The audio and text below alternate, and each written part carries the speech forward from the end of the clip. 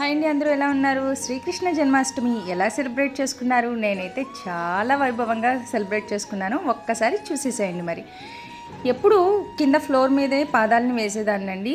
అంటే tiles white ఉండటం వల్ల కుంకుమతో కానీ గంధంతో కానీ వేసేదాన్ని. ఈసారి కొంచెం క్రియేటివిటీగా ఆలోచించి ఈ విధంగా తమలపాకుల్లో గంధంతో పాదాలని వేసుకున్నాను అనమాట. కింద 2-in-1 ప్లాస్టర్ పెట్టి అంటించేసానండి. అది ఇంకా కదలదు, మనం ఫ్యాన్ వేసుకున్నా అది ఎక్కడికి జరగదనమాట. ఐడియా బాగుంది కదా? నెక్స్ట్ ఇయర్ మీరు కూడా వాడేసుకోండి. మరి అలాగే ఇక్కడ చూసినట్టయితే మా ఇంట్లో ఉన్న లడ్డు గోపాలుడు అంటే మనకి సౌత్ ఇండియాలో ఎవరికి తెలియదండి. కాకపోతే ఇక్కడ వెస్ట్ బెంగాల్లో ప్రతి ఒక్కరింట్లో మ్యాక్సిమం ఉంటారండి. బెంగాలీస్ అలాగే మార్వాడీస్ బాగా ఎక్కువ పూజిస్తారనమాట. ఈయన్ని ఒక చంటి పిల్లోడు లెక్కనే చూసుకుంటారండి. ప్రతిరోజు స్నానం, పూజ అన్నీ ఉంటాయి.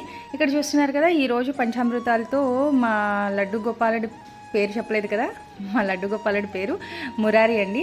ఆయనకి అభిషేకం అయితే చేసేసుకున్నాము. అలాగే కొత్తగా ఆయనకి తీసుకున్న అన్ని ఐటమ్స్ని అలంకరించేశాను. అలాగే ఆయన సింహాసనాన్ని కూడా కొంచెం రెడీ చేశానండి. ఇప్పుడు మన లడ్డు గోపాలుడు అయితే రెడీ అయిపోయారు. ఎలా ఉన్నారు చూసేయండి. మరి నా దిష్టి తగిలేలా ఉంది మా లడ్డు గోపాలుకి. చూస్తున్నారా? ఆయన పుట్టినరోజు నాడు ఆయన్ని ఈ విధంగా అయితే అలంకరించానండి. నాకు తోచినట్టు, ఆయనకి నచ్చినట్టుగా నేను అలంకరించాను.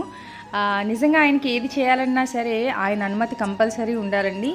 ఆఖరికి ఆయనకి వేసే గాజులతో సహా ఆయనకి ఇష్టం లేకపోతే ఉంచుకోరు. నేను ఆ స్టోరీ ఏంటన్నది మీకు తర్వాత చెప్తాను.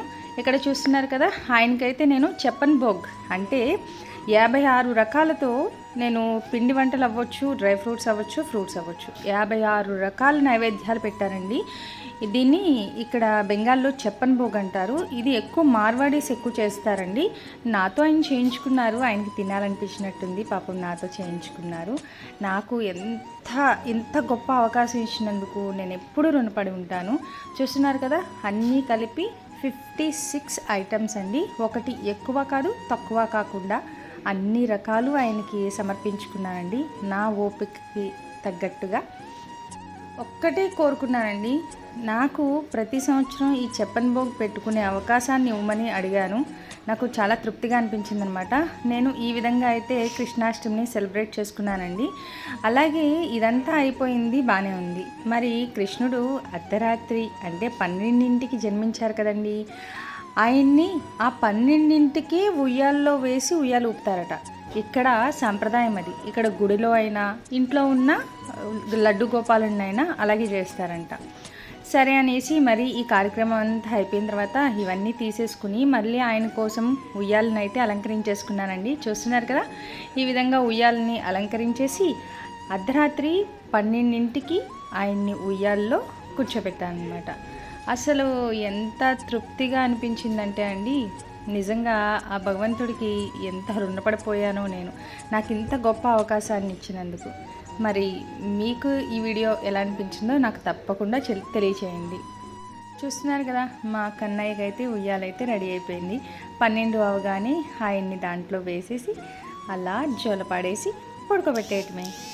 ఈ రోజే పడుకోబెట్టడం కాదండి, ప్రతిరోజు కూడా మా ఇంట్లో ఆయన్ని లేపటం, ఆయనకి స్నానం చేయించడం, కొత్త బట్టలు వేయటం, ప్రతీది, భోజనం, స్నాక్స్ అన్నీ ఉంటాయండి ఆయనకి.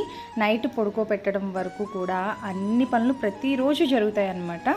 ఇదండి శ్రీకృష్ణ జన్మాష్టమి రోజు మా ఇంట్లో నేను చేసుకున్న పూజ. మరి మీకు ఎలా అనిపించింది ఈ వీడియో తప్పకుండా తెలియచేయండి. Thanks for watching.